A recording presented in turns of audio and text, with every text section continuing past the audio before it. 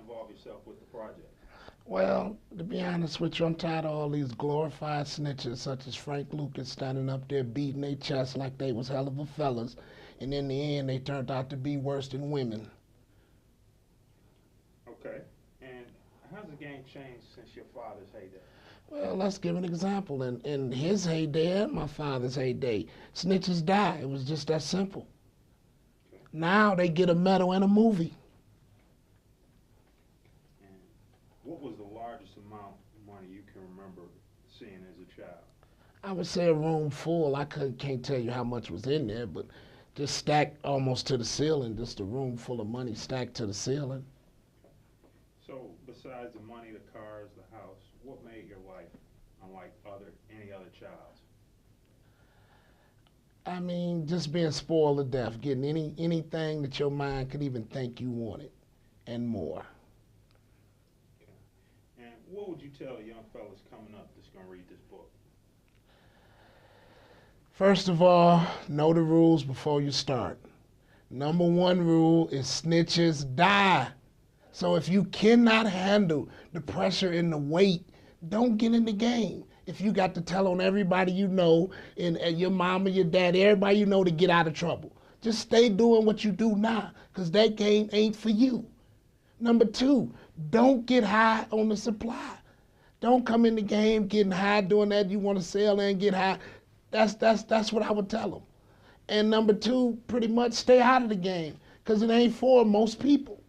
Most people today you look at cannot handle the weight. Look at all the stories you see in the news today. Nicky Bond, snitch. Frank Lucas, snitch. Where's the real ones? This is a story about a real one. From the beginning to the end, never telling on nobody, fighting the legal defense. Frank Lucas ain't even fight a legal defense.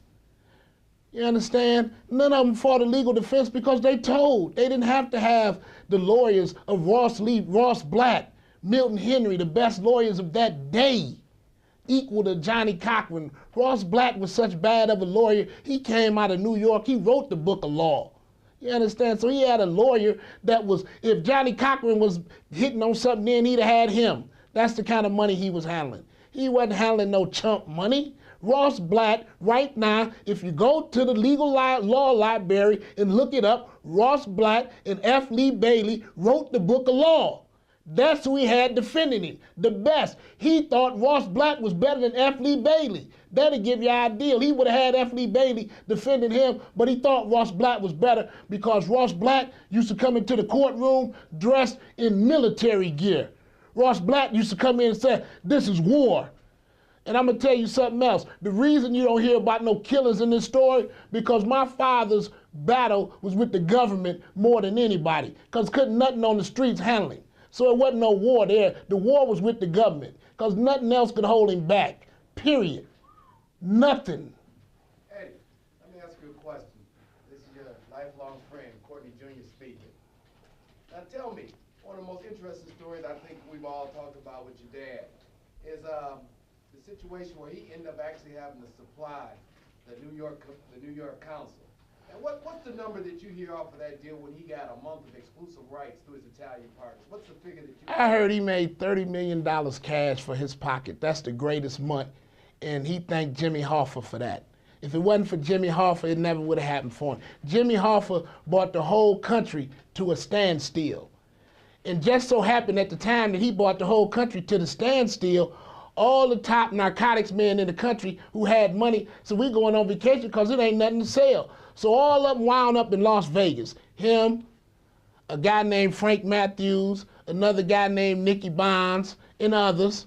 And the police thought that they was having a big dope meeting in Las Vegas, so they rounded all of them up and put them all in jail. Held them for about 24 hours, searched their rooms, searched their cars, didn't find no narcotics. But at this particular time, when they were all locked up in jail together, my father found out after talking to all of them for 24 hours, he was paying $10,000 too much for the package. And boy, once he got out of there, whoever was taking care of him, he had to let him know that this was not acceptable, that the fat man was nobody's sucker, that the fat man was number one when it came to anybody. He didn't put himself behind nobody. It's just that simple. And if you look at the things he did, who else would go down to the federal government building down here in Detroit, pull up in a Rolls Royce, pop the trunk at 4:30 in the afternoon? He got $300,000 in $1 bills to piss off the federal officers who he's upset with. So he gonna go down there and pay $300,000 all in $1 bills. Now the people working there, what they gonna say? We ain't gonna accept this $300,000. They got to stay there and count this money and make sure it's right. Once it's right, they can go home. So now he got everybody working late. You understand? Even after he did that, they was even calling the federal officers that was following him, telling him, this nigga's down here in front of the federal building in Detroit, Michigan, in a white Rolls Royce with a trunk full of money, got niggas hauling the money into the federal building. You understand? What kind of shit is this going on here? That's just how it was. You know, he didn't back down to the government. He gave them a fight, knowing it's a losing fight anytime you get in such a battle. He told me, always after speaking about it, if that you get in a situation in the government on you, give it up. Just close down and let it go. All right, what about the story of the big bank and take a little bank? I heard a rumor one day that there was some guy in your father's early days when he really had first become the #1 guy in Detroit, and somebody questioned the amount of money he had. How'd that story play out? Well, they was at a guy by the name Stokes after our spot. And they was all in there bragging on who had the most money, so and so. So they made a bet. Okay, we gonna bet 10,000. Nigga, whoever go bring the most money in here win the money. So I guess the dude went, he bought about 50,000. I guess my old dude went and bought probably maybe 200,000. Asked him, is that enough or do you need more? And that's how that story went. Is that enough or do you want me to bring some more here? I can go get plenty more. That's just, I just didn't think you could handle that. So I just bought what I thought you could handle, nigga, because I didn't think you was $1 million nigga, which is what I'm playing with.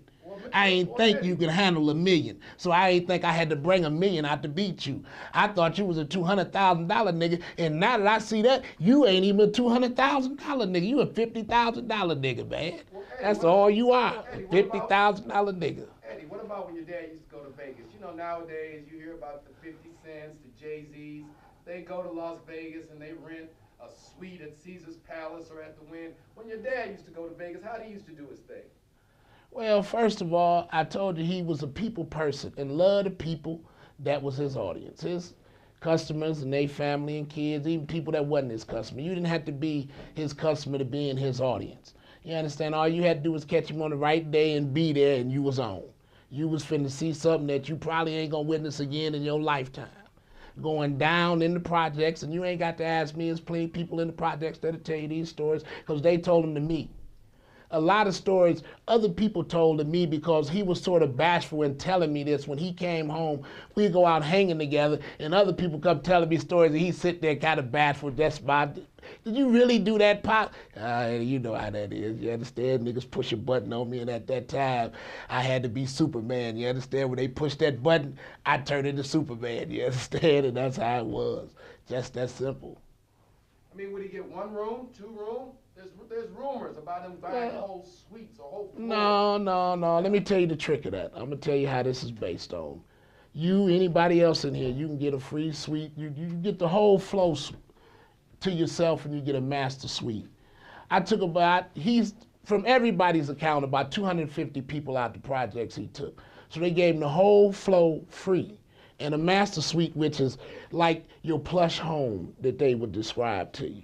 Now, the way you get this is because you done been there before and lost $150,000, $200,000. So they really giving you all this to stay at their hotel because they know you're gonna lose this kind of money. They give you all this banking on the odds that you ain't gonna win. And their odds would pay off most of the time, but some nights he have got them, you understand? But most nights they would win because it was all a party to him anyway. If he took $1 million, I'm gonna take all, we go and throw this $1 million away anyway. So that's how it was. If he go out, he rolling, okay, I'm gonna take 250 people, I got $1 million to blow, we all gonna go down here and blow this $1 million together. So we all going to the fight, we all going wherever we going. Nobody gonna be shortchanged. You ain't got to worry about being hungry if you got enough money to gamble. By the time we leave here, some gonna be broke, most of us broke, and a few of us got lucky. So and that's the way that was. 250 people sometimes strangers and treating them to a vacation in Las Vegas. Is that what you want me to understand? Yeah, and that's honestly true. And you don't have That's $1 to. million that may be blown in 1972, which would be equivalent to about $10 million in today's money. If that's what it is, that's what it was. That's the facts of the matter. Thank you, Frank.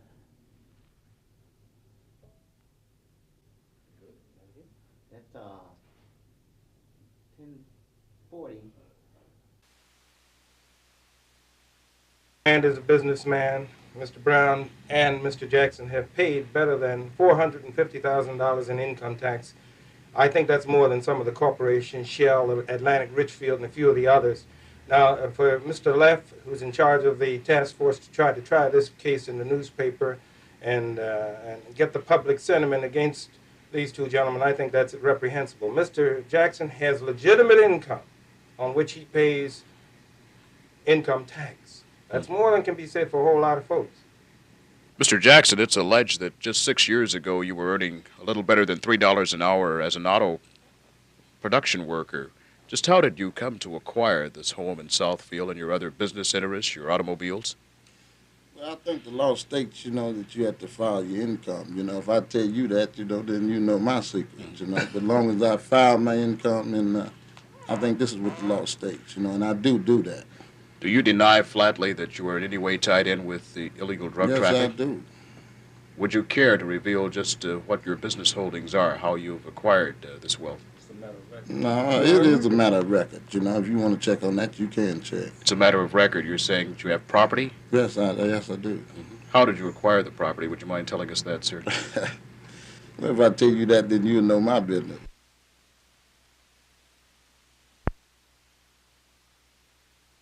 Well, I think through wise investments and, really just wise investments. You're under constant surveillance. There have been all kinds of stories about your alleged connections with the underworld drug market. What's your reaction, Mr. Jackson? Well, as far as the connection, that's 100% false. And as far as the surveillance, I welcome, anybody who feel like they want to waste their time watching me, well, then they can just go ahead and watch me. Again, the question, how could a man at the age of 29, who just 6 years ago was earning something like $6,000 a year, acquire so much in so short a time? Well, I think you asked me before about I worked in the pool room. I want to straighten that out. I own the pool room. Also, the block proceeded to that, And from that and manipulating, and I just came, fortunately, and came up to this.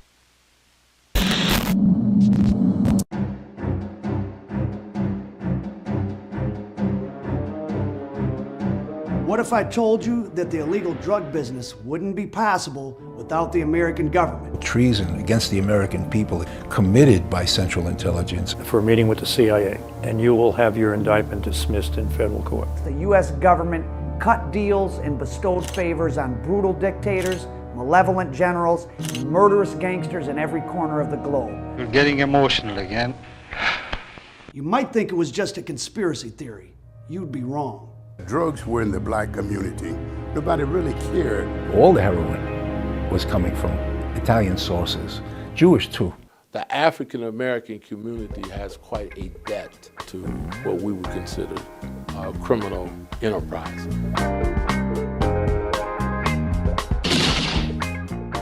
Only poor people got the time to make moral judgments. This is black organized crime. Yes.